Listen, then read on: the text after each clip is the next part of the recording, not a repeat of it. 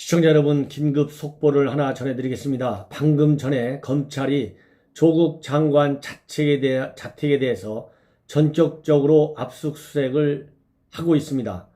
오늘 아침 9시경부터 검사와 수사관들을 방배동에 있는 조국 장관 자택으로 보내가지고요.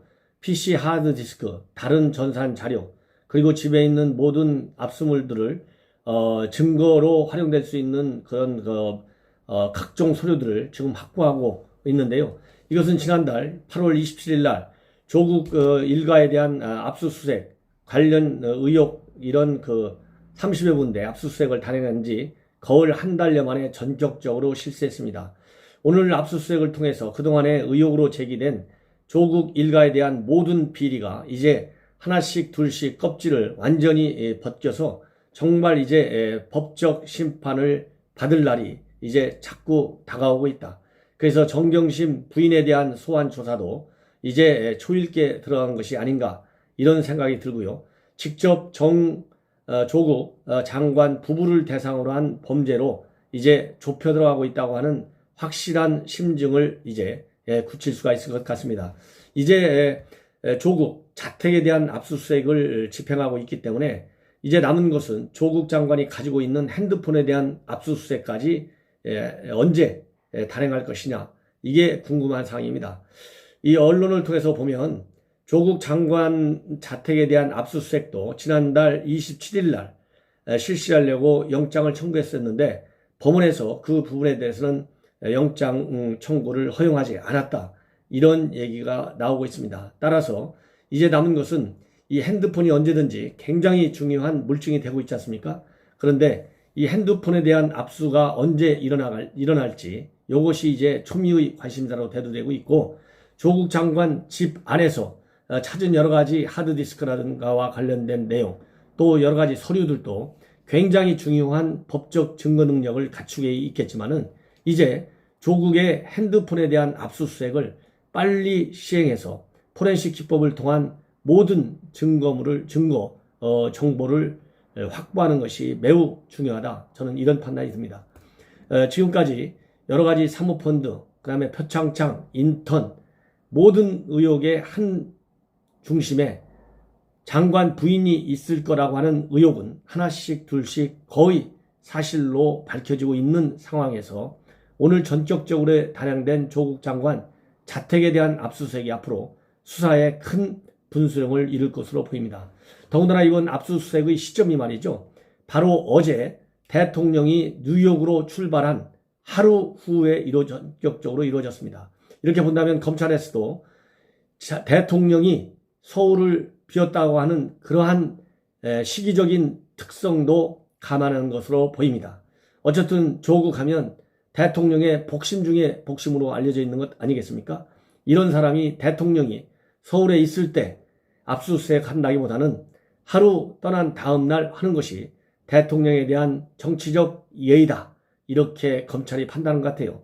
이런 걸로 볼 때 검찰의 이번 수사는 정말 많은 측면에서 이 윤석열 총장도 얼마나 고민스러웠는지 하는 그러한 일면도 있습니다만은, 어쨌든지 간에 오늘 압수수색을 통해서 이 검찰의 수사가 한층 속도를 높여갈 것으로 보입니다. 어쨌든 지금 뉴욕에 가 있는 대통령은 조국 수사 상황에 대한 보고는 일체 받지 마시고 오로지 정상회견만 집중할 것을 저는 당부드리고 싶습니다. 그래서 그야말로 이번 한미 정상회담은 그 어느 때보다도 매우 중요한 정상회담이라고 생각합니다.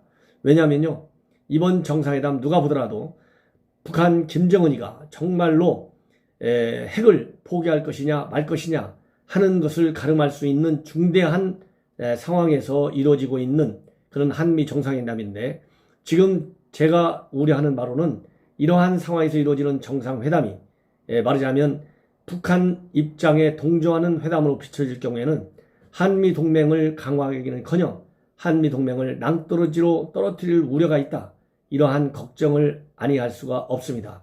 따라서 오늘 검찰 수사는 오늘 단행된 압수수색을 통해서 이제 조국은 법적으로 비리가 없지 않느냐, 이러한 판단하에 조국을 밀어붙인 대통령의 인사권이 얼마나 잘못됐는지 이제는 시간 문제인 것 같습니다.